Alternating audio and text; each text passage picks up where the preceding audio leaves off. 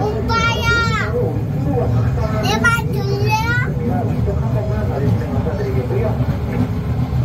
오빠?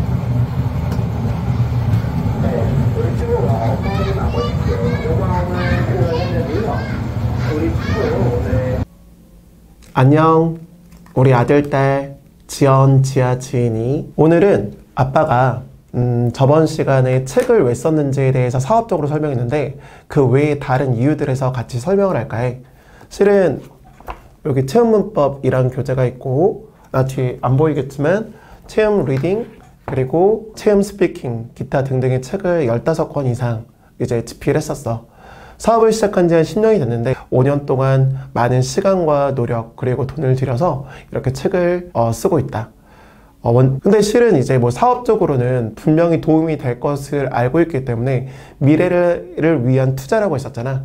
나중에 프랜차이즈를 만들든 또는 본사에서 운영하는 직영점을 만들든 뭐든지 간에 우리만의 색깔, 우리만의 무기가 필요하고 학원 사업의 특수성상 선생님들에 따라서 거기에 대한 수업의 퀄리티가 확 바뀌게 되지.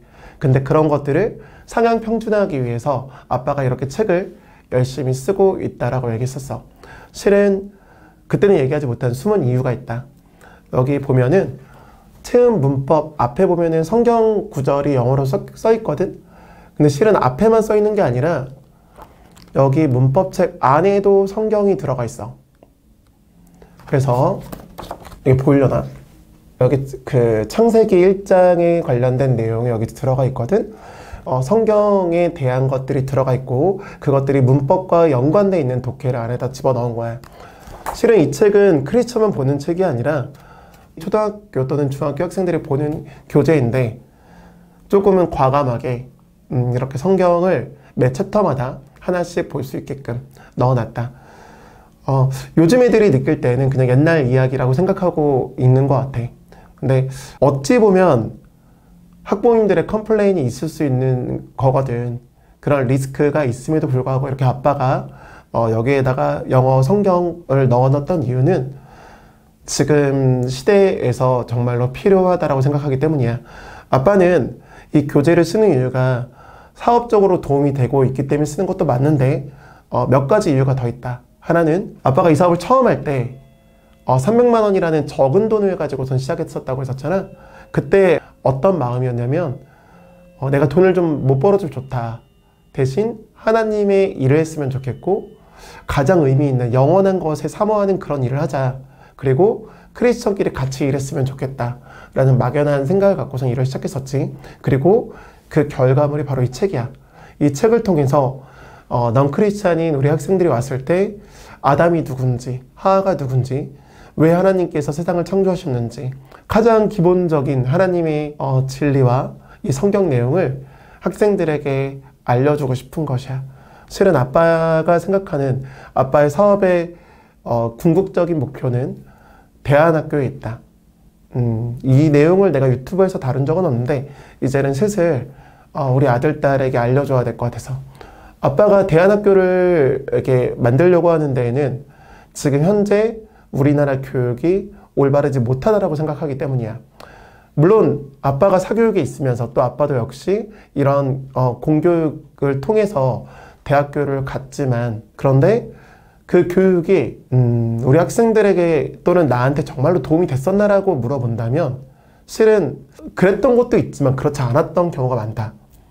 내게 불필요한 지식들까지도 입시 때문에 공부를 했어야 됐던 것 같아. 그래서 나는 너희들이 그런 것들까지는 배우지 않았으면 해. 그래서 그러한 이유로 아빠는 지금 이렇게 대안학교를 좀 만들고 싶어. 또 다른 이유가 있는데 얘들아 너희가 컸을 때 세상이 정말 많이 악해져 있을 거라고 생각을 해. 지금 아빠가 43살인데 아빠가 10살, 11살, 12살 초등학교 때 시대와 30년이 흐른 지금의 시대를 비교하면 말도 못하게 악해졌다라고 느껴. 그리고 거기에 큰 이유는 악으로 향하는 시대 정신과 그리고 인터넷, 스마트폰을 통해서 그런 악한 것들이 끊임없이 퍼져나가는 데 있다고 생각을 해. 지금 가장 큰 문제는 모든 것이 맞다라고 하는 시대이기 때문에 이런 모든 문제가 발생하고 있다라고 믿거든. 예를 들면 이거를 조금 고급진 말로 포스트 모더니즘이란 말을 하거든. 포스트 모더니즘이 뭐냐면 쉽게 얘기해서 너도 맞고 나도 맞고 우리 서로 존중하자는 얘기야.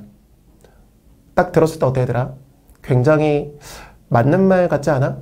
너도 존중하고 나도 존중해. 우리 서로 터치하지 말자. 그냥 존중만 해주자 라고 말하고 있기 때문에 이것은 굉장히 맞는 말처럼 들려. 그런데 실제로는 전혀 그렇지 않아. 왜냐면 너도 맞고 나도 맞기 때문에 서로 존중하면 돼라는 명목, 정말 그 미명 아래 옳지 않은 것들에 대해서, 즉 정의롭지 않은 것들에 대해서도 존중이라는 이름 아래서 받아들여야 되는 것이거든. 대표적인 사례는 동성애나 게이 커플이나 이제 뭐 트랜스젠더나 이런 것들이야. 성경에서 볼 때 죄가 만연했던 뭐 소돔과 고모라라든가 이런 도시들에서 죄의 가장 끝에 드러나는 행위가 이런 동성애적인 것들이야. 하나님께서는 분명히 이것을 죄라고 말씀하셔. 그런데 아빠가 어렸을 때 30년 전 당연히 시대적인 정신은 동성애 그거 나쁜 거야. 그게 어떻게 말이 돼? 라고 생각하는 사람들이 훨씬 더 많았어.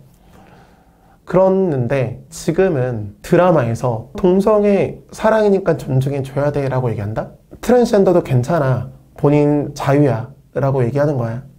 너희 시대에는 내가 볼 때 차별금지법이 통과될 가능성이 굉장히 난 크다고 생각을 해. 그렇다면 이제 거기에 대해서 틀렸다라고 얘기할 수 없는 시대가 되는 거야. 옳지 않은 것과 옳은 것이 없어지는 시대인 것 같아. 즉 너도 옳고 나도 옳아. 우린 서로 다를 뿐이야 라고 얘기하는 거지. 이렇게 말할 수 있는 근거는 세상에 절대적인 선이 없다라고 하는 데 있어. 절대적인 선은 없고 다름만이 있을 뿐이다. 그러니까 존중해줘야 돼 라고 생각하는 것이거든. 근데 아빠는 절대 그렇게 생각하지 않아. 세상에는 절대적인 선이 있고 인간은 그 절대적인 선을 확립할 수 없는 존재야. 인간은 당연히 불안정한 존재거든. 그래서 우리의 생각들은 그때그때 달라. 예를 들면 옛날에 노예제도나 이런 것들이 있었잖아. 그때 당시 사람들은 그것들이 맞다라고 생각했을 거야. 대다수의 사람들은 거기에 동일했을 것이고 그에 따라서 사람을 사고팔고 그리고 자기 소유물처럼 막 부릴 수 있었겠지. 근데 지금 돌이켜보면 이것이 맞을까? 맞지 않지. 그렇기 때문에 그때 당시 시대에 따라서 또는 지역에 따라서 사람이 보는 선과 악은 상대적일 수밖에 없다. 즉 지금 옳다라고 생각하는 이것이 시간이 지났을 때 옳지 않을 수 있는 거지. 우리가 생각하는 옳고 그름이란 건 결국 상대적일 수밖에 없어. 그래서 우리 인간은 절대 선과 악을 규정할 수 없다라고 생각을 해. 그리고 하나님만이 유일하게 선과 악을 규정하시는 거야. 하나님의 말씀, 절대적인 선, 절대적인 의, 그것이 바로 하나님께서 말씀하시는 선악이고 그 선악은 유일하게 하나님께서만 규정하실 수 있다. 그리고 그 모든 것은 이 바로 성경책에 나와 있는 것이야.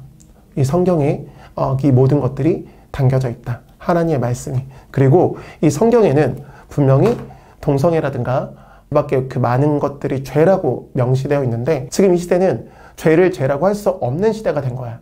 그래서 나는 여기에 반하는 이 시대에 반하는 흐름이 있어야 된다고 생각을 해. 그리고 그 흐름은 교육에서부터 온다고 믿는다. 그러려면 너희에 대한 교육이나 너희에 대한 환경, 이 모든 것들을 분명히 구별되고 진짜 진리를 선포할 수 있는 그런 교육기관에서 교육을 받아야 된다고 생각한다. 그리고 이것은 일반적인 학교에서는 불가능할 것 같아. 그래서 난 지금 이제 지연이가 지금 6살이고 1년 6개월 있다가 이제 초등학교에 가거든.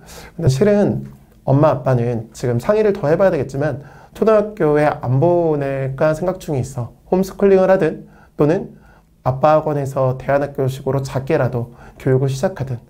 중요한 것은 어떤 대학교에 가느냐 뭐 이런 것들이 중요한 게 아니라 하나님의 뜻에 따라 잘 살고 하나님의 지식을 잘 갖고 그런 정체성을 갖느냐가 너희한테 너무너무 중요해. 그것들이 너희 안에 반드시 쌓여져 있어야 돼. 그러기 위해서는 지금의 공교육은 굉장히 위험하다. 아빠가 어린 시절에는 공교육이다 하더라도 그 정도의 내용은 없었어. 모든 것이 맞다? 뭐 그런 내용들도 있지도 않았고, 또 당연히 지금보다도 훨씬 더 보수적인 것들이 많았다. 그렇기 때문에 공교육이다 하더라도 위험하다 정도는 아니었고, 또 기독교 세계관과 그 정도로 다르진 않았던 것 같아. 뭐 차이는 있었겠지만 지금 정도는 아니었다. 그리고 너는 이제 친구들을 학교에 가면 만나게 되잖아. 근데 그 친구들은 보통 기독교 세계관을 가지고 있는 것이 아니라 일반적인 세상의 세계관을 갖고 너희를 만날 거지.